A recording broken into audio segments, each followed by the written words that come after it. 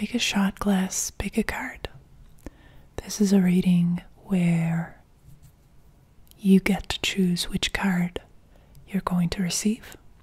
So when you've made your choice, you can just skip to that part of the video and watch that message. Or if you relate to multiple, you can watch multiple readings. And if you enjoy this type of content, let the algorithm know by liking, subscribing, and or commenting. If you'd like to receive a personal reading from me, check out my website where you can book one. See the description below.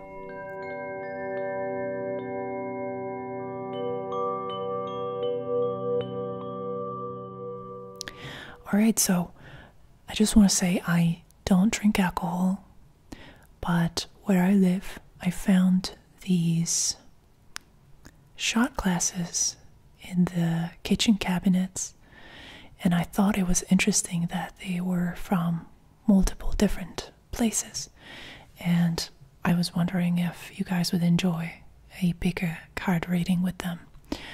So I'm going to show them to you, and you can decide whichever you are drawn to.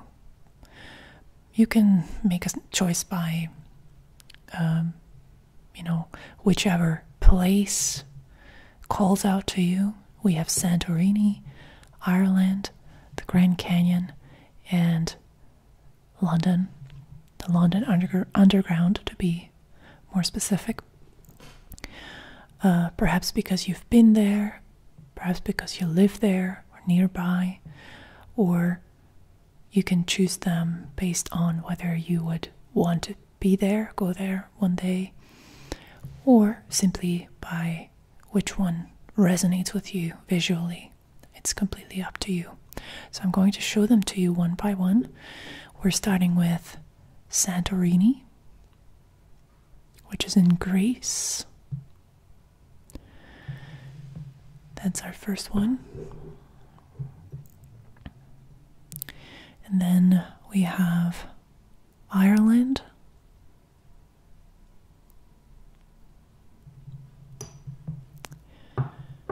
Then this bigger glass is the Grand Canyon National Park.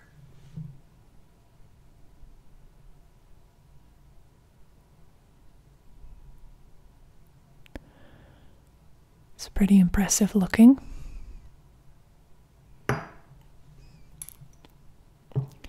And then we have the map of the London Underground on this shot glass.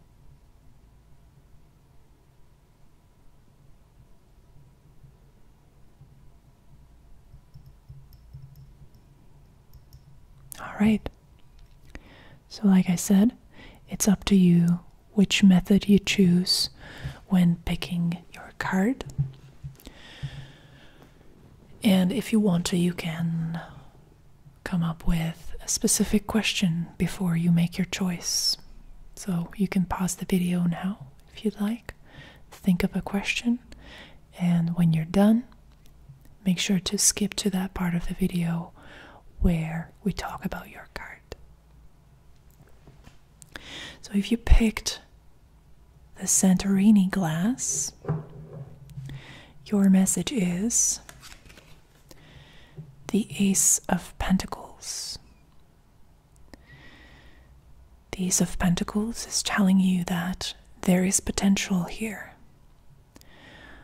If you had a question, then this is likely a yes, but if it was a yes or no question, the message is you have great resources at your disposal. They are going to be showing up almost out of the blue, and they are going to be incredibly valuable and have a lot of promise. But, and this is where the cards are giving you some advice, With the Ace of Pentacles, you can waste an opportunity if you do not put the necessary amount of work and dedication and energy into a project. So the Ace of Pentacles is both an encouraging card in the sense that it is giving you a nod. It's telling you that it's okay, you're on the right path, but it is necessary that the potential that the cards are detecting here is coupled with action, conscious action on your part, so that the opportunity is seized.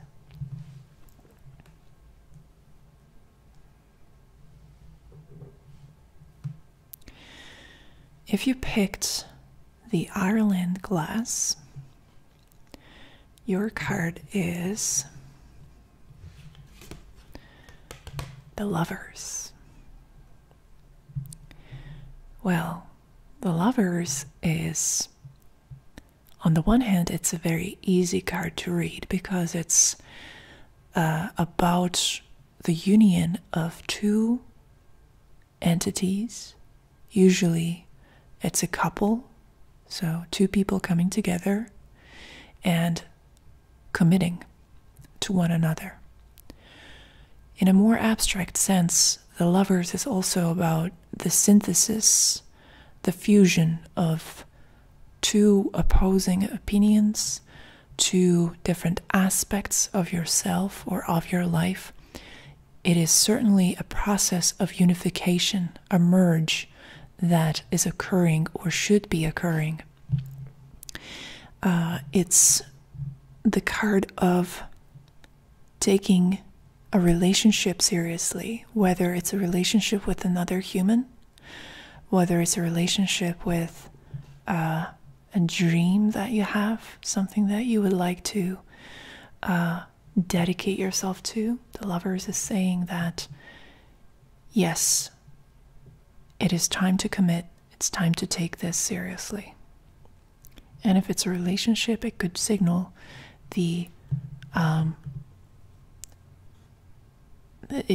that things are being taken to the next level. So things are getting more serious. If you picked the Grand Canyon glass, then your card is the Nine of Wands. The Nine of Wands is about learning to identify a threat, learning to see when someone is invading your privacy, when someone is breaking your boundaries, when there is a real danger out there that you need to brace yourself for. As you can see in this illustration, there's a bear in the distance, and the guy is hiding, or he is essentially tooling up with these wands that surround him. Now, it is very important, and this is where I think the difficulty with this card presents itself. You have to be able to differentiate when a reaction of self-defense is warranted and when there isn't. So the trick in your situation is to try and see very clearly what it is that you're up against. Is there really a need for protecting yourself? Because self-protection always comes with some levels of sacrifice of freedom, and you need to be very sure that it is an essential thing that needs to happen. Otherwise, you're just limiting yourself and your experiences. So the Nine of Wands is the advice here is to start out slow and cautious. It's better to err on the side of safety at first, but continue to update your model of what is going on. Do not get stuck in one perception of what the situation is, because things change and you might be out of the forest already, and you need to notice when that happens.